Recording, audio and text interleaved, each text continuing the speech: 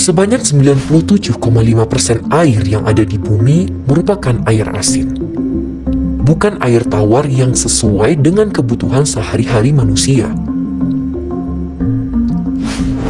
Dari 2,5% air tawar yang ada, sebagian besarnya tidak dapat digunakan karena berada di tempat yang jauh tidak terjangkau. Seperti terperangkap dalam bentuk salju, es di kutub, atau di bawah tanah yang sangat dalam. Hanya kurang dari 1% air tawar saja yang dapat digunakan oleh manusia. Menurut Kementerian PUPR, penggunaan air rata-rata setiap orang di perkotaan Indonesia adalah 144 liter per harinya, setara dengan 16 buah galon air. Hampir separuhnya digunakan untuk mandi. Sisanya digunakan untuk mencuci, memasak, dan minum. Kok bisa air tawar di bumi yang jumlahnya sedikit tidak habis digunakan terus-menerus oleh manusia?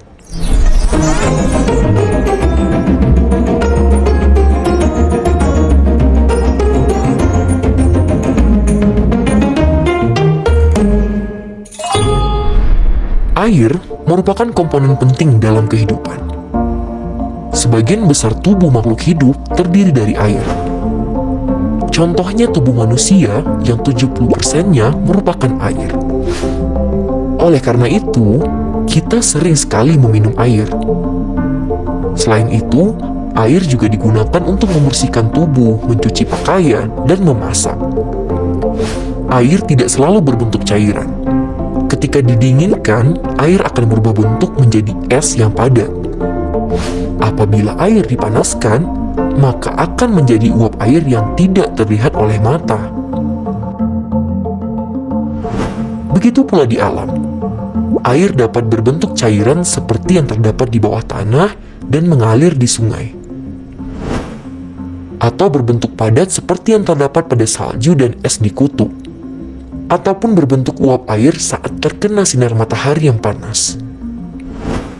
Seluruh proses perubahan bentuk air yang terjadi secara alami di lingkungan termasuk ke dalam siklus air.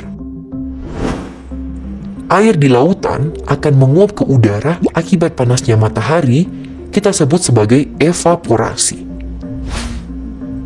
Uap air tersebut kemudian akan membentuk awan di udara. Saat awan tersebut dipenuhi oleh molekul air akan turun kembali ke daratan dalam bentuk air hujan, yang disebut dengan proses presipitasi.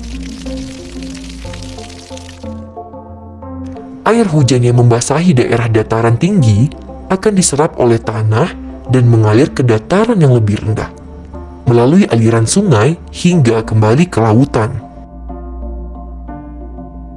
Air yang berada di dalam tanah dapat diserap oleh tumbuhan dan menguap melalui daun, yang disebut dengan proses transpirasi. Ketika kita menggunakan air untuk kegiatan sehari-hari, air tidak habis ataupun hilang.